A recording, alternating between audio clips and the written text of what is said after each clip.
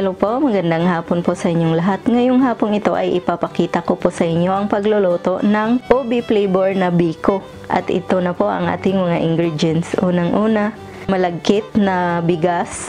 Tapos, 1/2 cup ng brown sugar, OB jam, coconut milk, food coloring na purple ang kulay, 1 1/2 cup na tubig, 1/2 teaspoon ng asin, at saka 1/4 na ginger juice. Gagamit po ako ng ginger juice para mawala po yung umay ng ating biko. Ngayon po ay huhugasan po natin tong ating bigas na malagkit para malinis po siya. Tapos isasaing ko po muna siya pagkatapos kong mahugasan. Mamaya po ay ipapakita ko po sa inyo pagkatapos ko pong mahugasan to. Ngayon po ay ibubuhos na natin tong ating tubig dito kasi nahugasan ko na po siya. Tingin ko po ganyan lang karami ang tubig na gagamitin, mga 1 cup lang siguro kasi mabilis pong maluto itong malagkit. So ayan na po, ngayon ay isasaing ko na po itong ating malagkit na bigas. Ngayon po ay lulutuin na natin itong ating malagkit na bigas. Pahihinaan lang po natin ang apoy nito habang nagluluto tayo kasi baka masunog po siya. Ngayon po ay tatakpan po muna natin to, tapos hintayin lang po natin na maluto siya. Ngayon po ay i-check na natin itong ating sinaing na malagkit. Ayan na po. Okay na po siya. Ngayon ay papatayin na natin yung apoy. Tapos ililipat na natin to sa malaking lalagyan sa kawali. Ngayon po ay gagawin na po natin itong ating coconut milk para doon sa ating biko. Ngayon po ay lalagyan na po natin ng OB jam.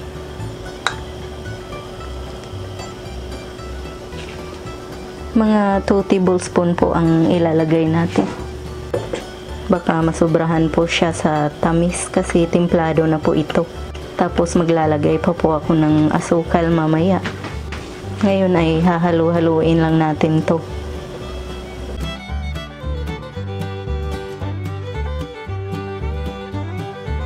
Ilalagay po natin yung ating 1/2 teaspoon na asin. Tapos pahihinaan lang po natin yung ating apoy. Yung asukal ko po pala, papalitan ko po siya ng white para mas maganda po yung kulay. Para maging purple talaga yung kulay ng ating biko. Mga 1/2 cup lang po ng asukal ang ilalagay natin. Para hindi po masobrahan sa tamis kasi naglagay na po ako ng OB jam. Ngayon naman po ay ilalagay ko na po itong ating ginger juice. Pero optional lang po ito. Kung ayaw nyo pong maglagay ay pwede rin po. Mas gusto ko po kasi na meron siyang ginger juice kasi ito po ang nakasanayan kong timpla ng biko namin doon sa lugar namin.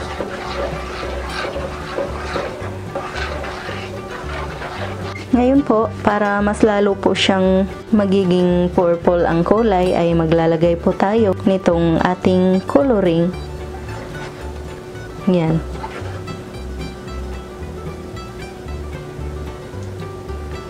Konti lang po ang ilalagay natin kasi masyado po itong makulay. See, kita nyo? Ang bilis nagbago ng kulay ng ating gata na kanina ay puti, ngayon ay nagiging purple na. Ganito po ang sikreto, maglagay muna ng OB jam, tapos tsaka nyo lalagyan ng pangkulay. Ngayon po ay pwede na nating ilagay itong ating sticky rice dito sa ating gata na mayroon ng kulay. Tsaka amoy OB na talaga. Ginamitan ko po ng ibang sandok kasi yung kahoy ko na sandok hindi po siya madala pag ito po yung gagamitin ko. Dapat po pahihinaan po muna natin yung apoy para pantay po yung luto. Ngayon po ay hahaluin na natin itong ating malagkit.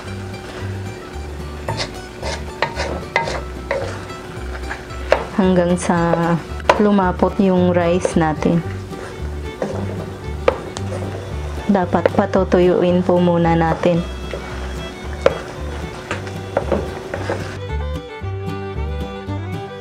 Kung napapansin nyo po ay marami pa po yung sauce natin or yung gata, ay okay lang po yun kasi hilaw naman po yung ating malagkit.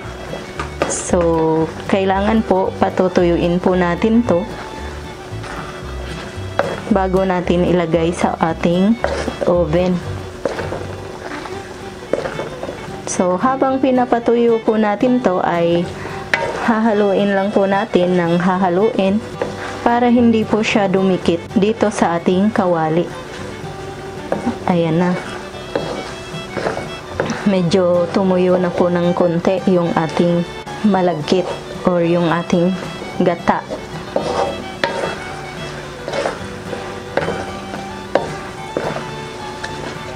Sobrang bango na po ng ating biko. Pero kung wala po kayong oven, pwede naman po na ganito po ang gagawin nyo. Pagka naluto na po ito ay pwede nyo na pong hanguin, tsaka palamigin muna, tapos kainin.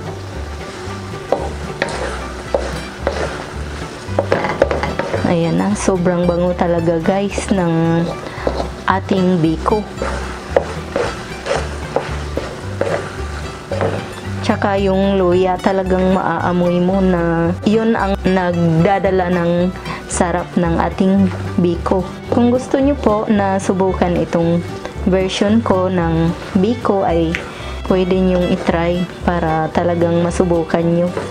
Yan, hihintayin lang po natin na talagang mag-sticky na po siya. Tapos matanggal na yung sabaw. Tsaka po natin ilalagay ito sa ating oven. Ngayon po, kung napapansin nyo ay talagang tuyo na yung ating gata. Ngayon ay pwede na natin siyang patayin para ilagay natin sa ating lalagyan para ma-oven na natin. Ngayon po ay ililipat na natin tong ating rice dito sa ating lalagyan para mai-oven ko na po.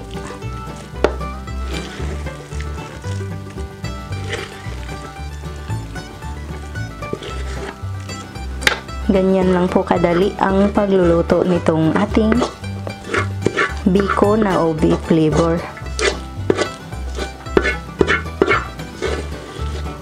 Ngayon po ay aayusin lang po natin to para mas maganda siyang tignan. Habang ginagawa nyo po to ay pwede nyo na pong i-preheat yung inyong mga oven. Pero kung wala po kayong oven ay pwede na po ito. Pero palamigin nyo po muna para mas maganda.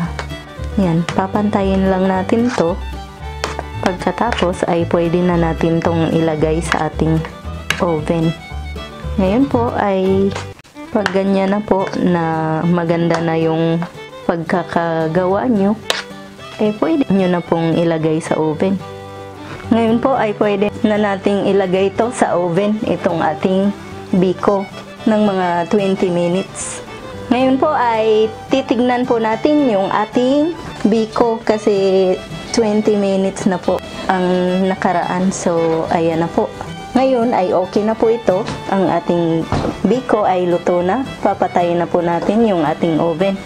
Ngayon po ay palalamigin po muna natin to bago natin hiwain. Ipapakita ko po sa inyo ang texture nito mamaya sa loob. Ngayon po ay hihiwain na natin itong ating biko.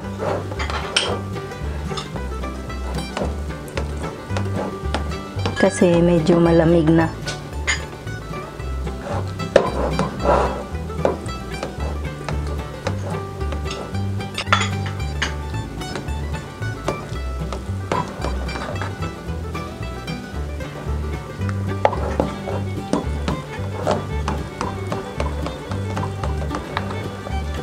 Ngayon ay kukuha na po tayo.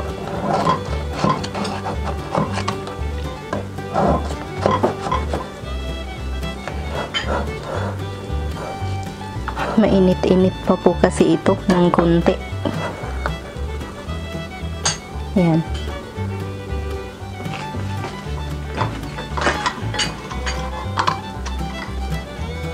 Yan na po ang ating biko. Yan po ang ilalim niya. Talagang napakasarap sobra. Ito na po ang ating finished product ng biko na OB flavor. Sana po ay subukan nyo ang recipe ito. Sana mag-like, mag-subscribe at mag-share po kayo. Maraming salamat po sa inyong panonood. Ito po ang inyong Ate Mayang na nagsasabing, mabuhay!